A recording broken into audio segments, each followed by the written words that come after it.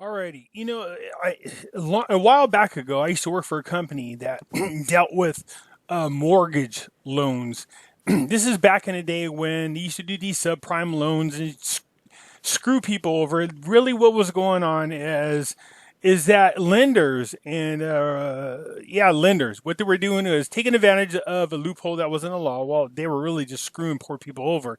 Basically, what they were doing is finding a ways to clean up their credit and then qualify them for loans that they knew they couldn't pay back and then put them into homes. And this caused one of the biggest real estate bubbles that happened in 2008. For all you guys that know this, there was a huge real estate bubble.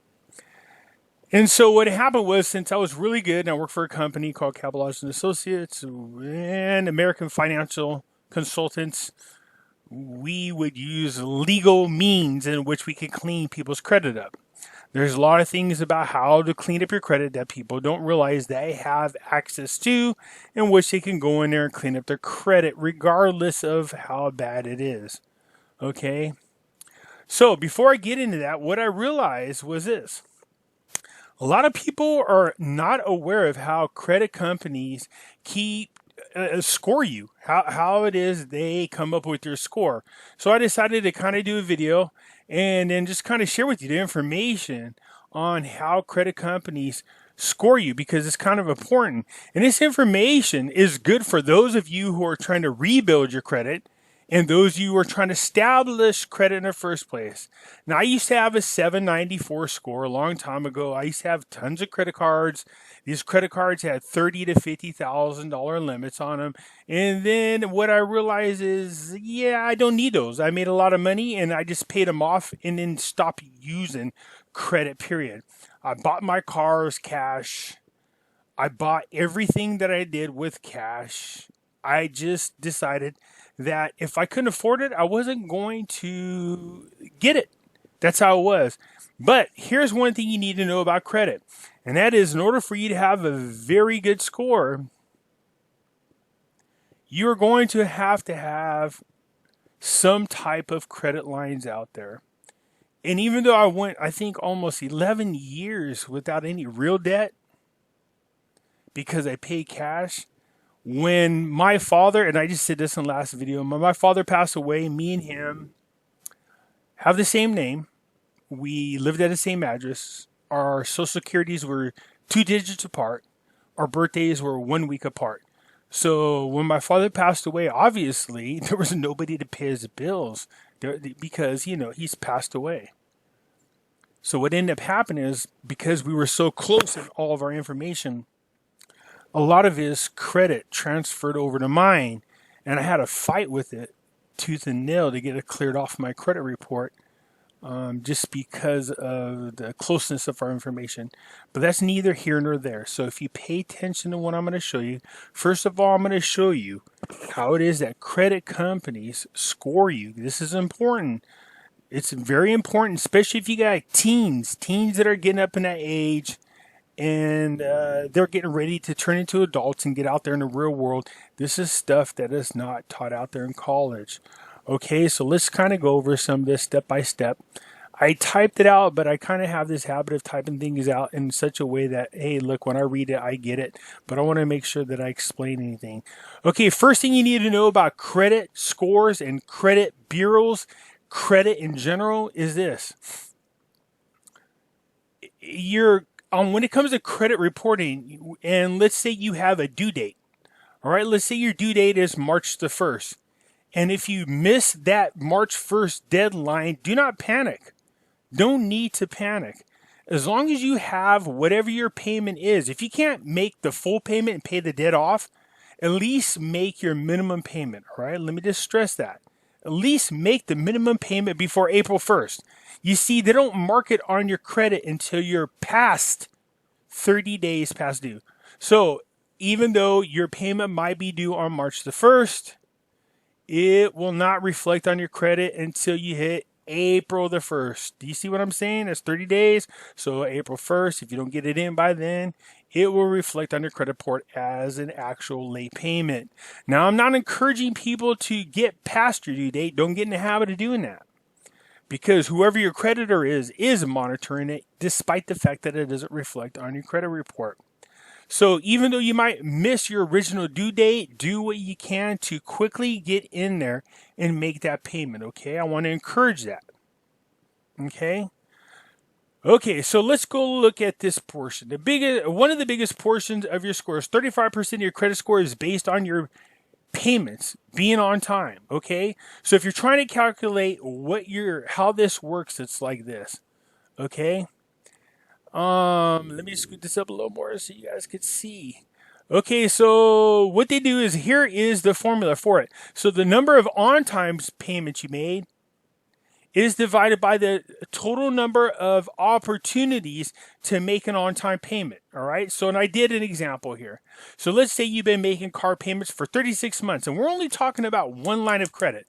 So for 36 months, you've been making payments on your cars, all right? And for whatever reason, one of those payments were late, just one. So what you do is you take the 36, okay, you take the 35 and you divide it by the 36. You see? So 35 payments that you made on time divided by the 36 opportunities you could have made your payment on time.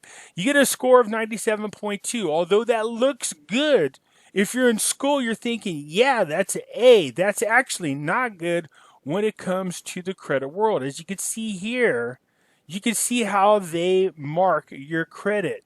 A 97.2 shows up approximately here, and you see that's in the red.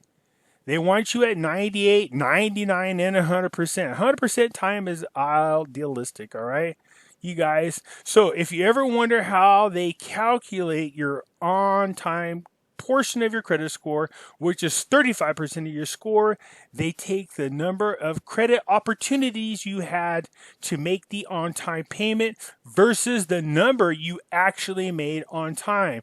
So if you're only dealing with one line of credit, obviously you want to make sure that you're 36 of 36 on time, okay?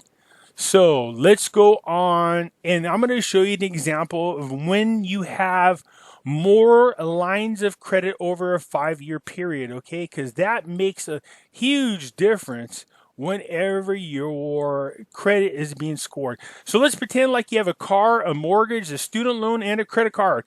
Over 5 years times 12, you have 60 opportunities, all right, in which to make your payments on time. So let's say your car payments for those 60 months, you never were late. Your mortgage, you were never late. Your student loan, you were never late. And for whatever reason, because, you know, who knows, you spaced it, whatever, you were late one time on your credit report. So if you take those 1, 2, 3, 4 opportunities times 60, you come up with 240 times in which you had an opportunity to make your payment on time, but one of those times you actually were late. Do you see this? So if we use the same formula, you take the 239 divided by 240, which gives you a score of 99.6% of the time you were on time. This is approximately where it sits on there as far as them scoring you. So if you want to have a really high score, you have to make sure that your credit is on time. For those of you who are rebuilding your credit, you make sure stop worrying about what you did in the past. Who cares about what you did in the past? What you got to do to yourself is say this: look, where I am right now, for now on, I have to make sure that all my payments are on time. Okay, the best thing you can do is try to pay off all your debt if possible before the next payment due. But if not, at the very least, you want to make the minimum amount so that you can get in there and get your payment on time. Okay. All right. So that's you want to be able to do that. So there is a trick to reestablishing your credit or building up your credit. There's a couple tricks. Okay. So let's say you have a phone bill and you have utilities. Go ahead and get a credit card. Now look, your phone bill and your utilities, these are monthly bills that you can't avoid. You can't pay them off. No matter what, you have to pay them on time, or else you get your phone cut off or you get your utilities cut off. Do you see where I'm going with this?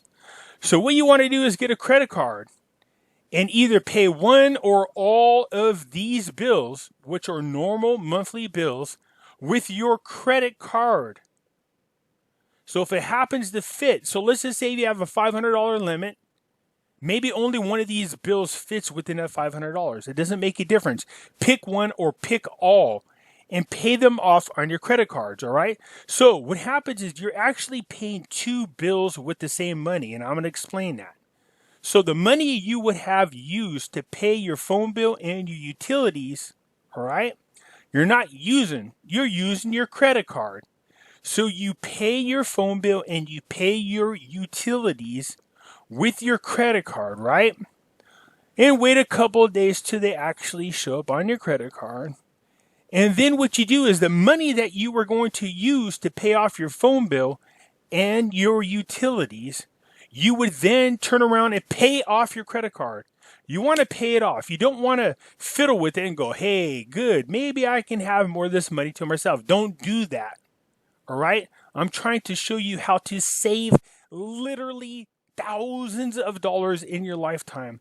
If you are going to get a mortgage and you have a high credit score versus a low, you are literally over the life of your mortgage, you're going to save tens of thousands of dollars. I'm not exaggerating. I'm talking tens of thousands of dollars you're going to save for having a high credit score. So for you teens out there that are getting ready to become adults, they don't teach you this crap in high school. Unfortunately, they should.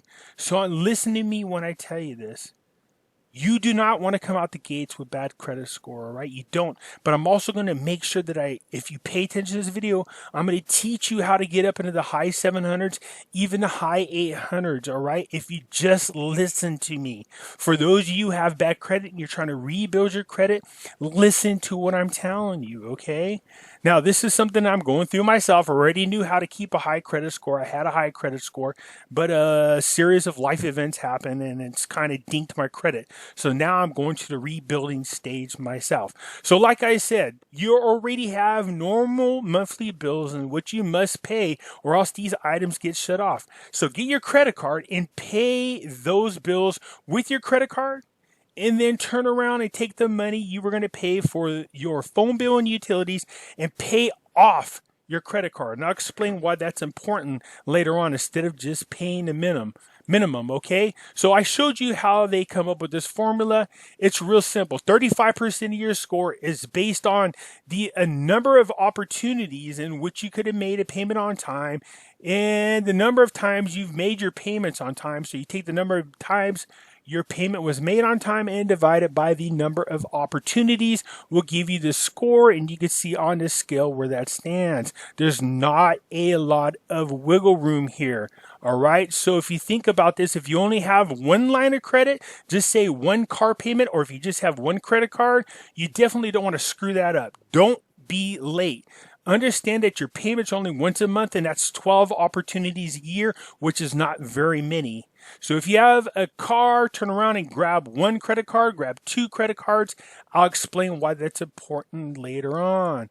Okay, the other portion, let me just enlarge this so you can see this. Okay, so 30% of your score is based on what's called credit utilization. What this means is the amount that you owe. So there's this weird rumor that goes around out there that you always want to carry a little bit on your balances that looks good. No, actually, that's false. Okay. So what I was talking about when I said, you pay your phone bill, you pay your utilities with the credit card. All right. You do that, but make sure you pay them all the way off. So I'm going to explain to you what credit utilization means. What this means is the credit companies want to make sure that you're not always charging up your entire credit line or your credit availability to the max and keeping it there. They don't want that. So an example, let's say you have $250 credit line. They don't want you to keep maxing out your card limit and only making the minimum payments. That's actually a negative against you. You don't want to do that. All right? Technically, what you want to do, or I should say ideally, what you want to do is if you have to carry a balance, you want to stick somewhere between 10 to 50%, more around 10%. Let me show you why. Here's your credit limits. This is your credit good credit utilization score. This is your excellent. All right. You can see right here. This is carrying around the 30% mark. It's good. It's not bad. It's good. But this is excellent. This is 10%. So if you want a high score on your credit utilization, you definitely want to try to keep it around 10% or lower. Preferably pay it off, because that is another part of your score. But this is known as your credit utilization, or the amount you owed. That makes up 30% of your score. I just showed you what 65% of your score is. Okay, so let's get over to this next thing here. All right, excuse my presentation, but okay. So I go on here to explain how, what you want to do is this. If you have 5 credit cards, you want to keep making your payments on time. As you continue to move along, what'll happen is they'll continue to increase your credit limits. Ideally, you want to get up between $2,000 and $5,000, and you want to have about 5 cards. And the reason for that is in each one of these cards, let's say you do have the $2,000 for 5 cards. That means you have a possible $10,000, or if you have the $5,000 limit, you could see here you have up to $25,000. If you could just discipline yourself. Listen, teenagers out there, those of you young adults, I cannot stress this enough. At your age, you won't realize how much this affects your life until you're my age, which is in my 50s, okay? You won't realize how important this is. Just if you're ever going to take the time to believe and listen to somebody, listen to what I'm telling you. Even if you have a credit card with the $2,000 or $10,000 limit, that doesn't mean you should charge it at partying with your buddies. Your buddies are not going to pay your bills. And when you go to get a mortgage, they're not going to help you pay your mortgage. There's a huge difference between having bad credit on a mortgage in which you're making $2,000 a month payments versus you have great credit and you're making somewhere around $1,200 a month mortgage payments for the same mortgage loan. It's that much of a difference. And now multiply that over 30 years, it's tens of thousands of dollars. So what you really want to do is try to find 5 cards in which you could build up, get them around between $2,000 and $5,000 limits. You do want to charge on each of them a small amount and then eventually pay them off. So let's say I have 5 credit cards, all right? I might pay my phone bill on one, my electric bill on the other, my gas bill on the other one, my water bill on the other, and then turn around and take that same money and pay it off, okay? Okay, the other portion of your score, 15% of your credit score is going to be the length of your credit history. So keep in mind, credit scores, they do an average. And what I mean by average is they keep track of the average amount of your credit history. So let me give you an example of what that means. Let's say you have one credit card you kept for 6 years. This means your credit history is 6 years worth. All right, 15% of your score is length of time. But now let's say you have your credit card that you've had for 6 years. All right, and then you get a new credit card. This means they take your credit history is now 3 years. And how they come up with that is this. They take your one credit card of 6 years, and they take your other one of new, and then they take and combine the amount of time you've had them, which is 6 years, and they divide them by the number of credit lines, which is 2. So your 6 years worth of credit history has now become 3 because they took the 2 items and divided it by the length of time that you've had them. So the goal is to get credit lines right away and then hold on to them for a long time. So for those of you rebuilding your credit history, go get Capital One, go do whatever you need to do, kiss their butt, pay the fees per year. Just do it for a length of time. Grab 3, 4, 5 of those cards, do what you need to do, get it reestablished and build your credit back up. For those of you who are trying to build credit, period, for those of you that are teenagers, young adults getting ready to come into the adulthood, you can quickly, because you have no credit, you can quickly establish credit and they'll start begging you to take credit cards. So keep in mind, what you want to do is try to get somewhere between 3 to 5 credit cards and just work on them slowly but surely. But this is how they come up with the length of credit history. They take all the length all your credit lines, whether it's mortgage, car payment, student loan, credit cards, they take all of them, they combine them together the length of time you had them, and divide them by the lines of credit you have. This makes up 15% of your score. Okay, so look, you can see 2 to 4 years is bad, 5 to 6 years. Now we're talking about a half decade, so it does take a little time for you to establish that, all right? Takes a little time. But look, you want to ideally be somewhere between 7 and 9 years or more in order for you to get a good credit score. Now, if you stay on the high end of all these things I'm showing you, you will get between 8 and 900 on your credit score if you don't have any negative marks on there. Okay, that's the honest to God truth. Okay, so let's go to this next thing. What is this next thing here? All right.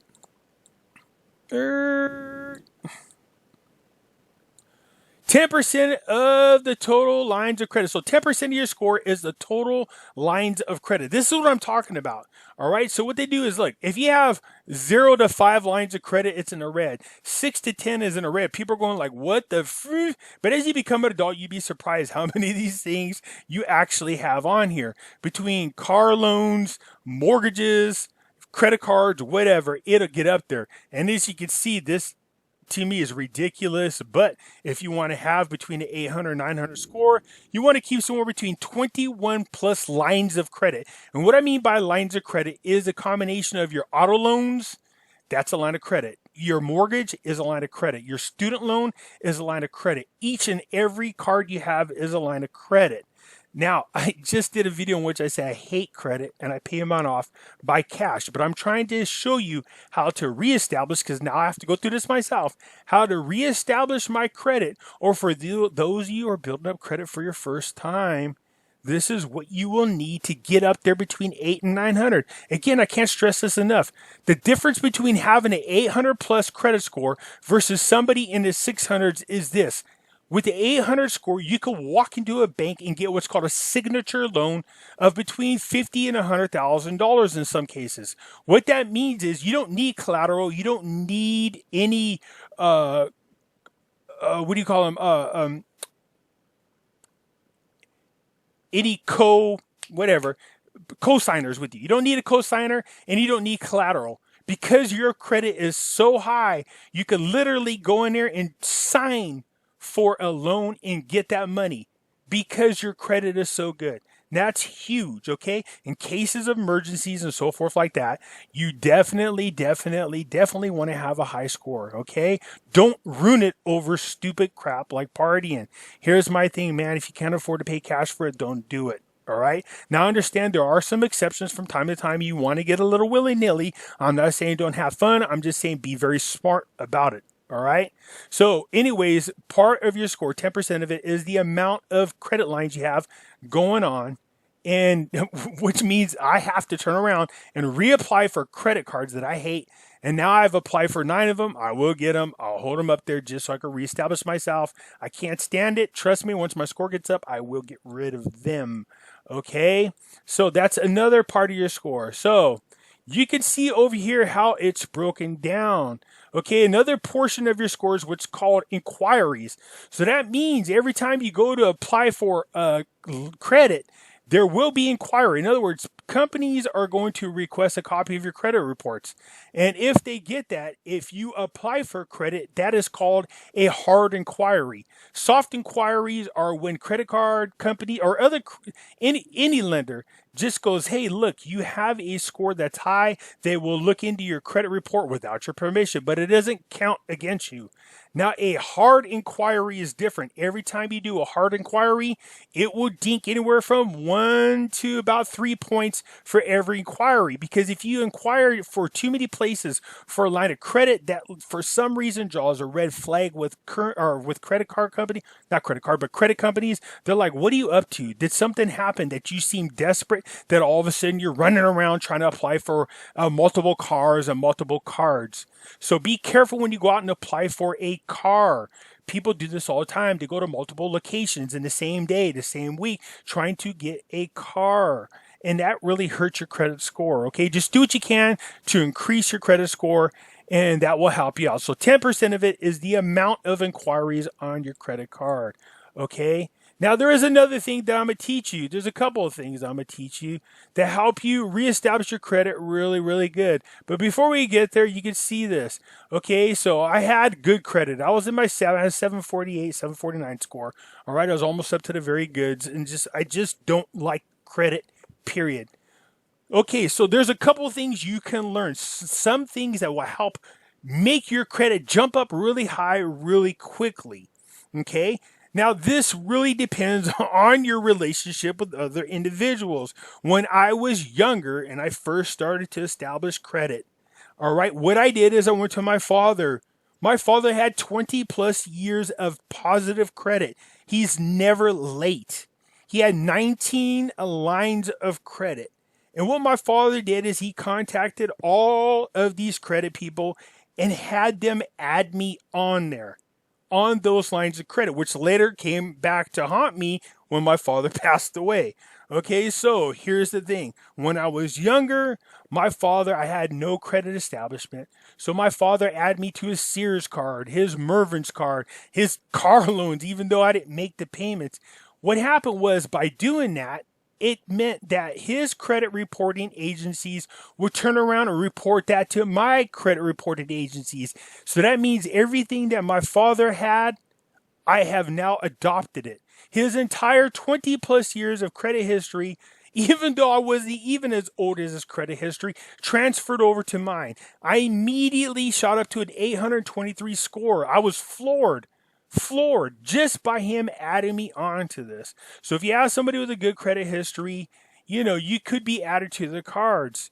Now, the thing is, if for whatever reason they don't make a payment on time, so that means if their credit starts to go negative, it also reflects on you as well. So whoever you ask to piggyback on their credit, you have to make absolutely positive that they continue to make their credit on time, or that you trust that they'll make their credit on time, because you are now something similar to a co-signer on there. As long as they're making their credit payments on time, your score will always be good. This is not the same as a cosigner.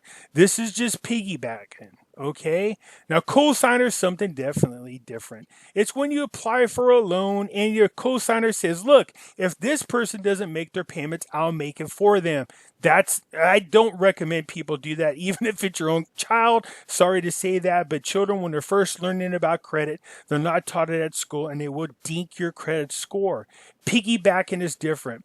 And look, if you can find somebody who could piggyback for you, that doesn't mean you have to do all their lines of credit. So if you're trying to rebuild your credit and somebody is willing to add on 3 or 5 credit lines, put your name on there, it will make your score jump up. If you never had any established credit and you're a young adult, I recommend you talk to your parents about adding you so that you could piggyback on them. It will shoot your score up really high. So I hope this helps you guys, because look, at when it comes to mortgages and car loans, a mortgage, you're saving tens of thousands of dollars over the 30-year length of time. With automobiles, you're literally saving thousands of dollars, okay? Now, understanding how credit companies score your credit will help you make the right decisions, I hope, all right? All right, and in one of my other videos, when I got time, I would teach you guys how to dispute negative credit, okay? Anyways, I hope this helps. If you liked it, hit the thumbs up button, leave a comment. Thank you.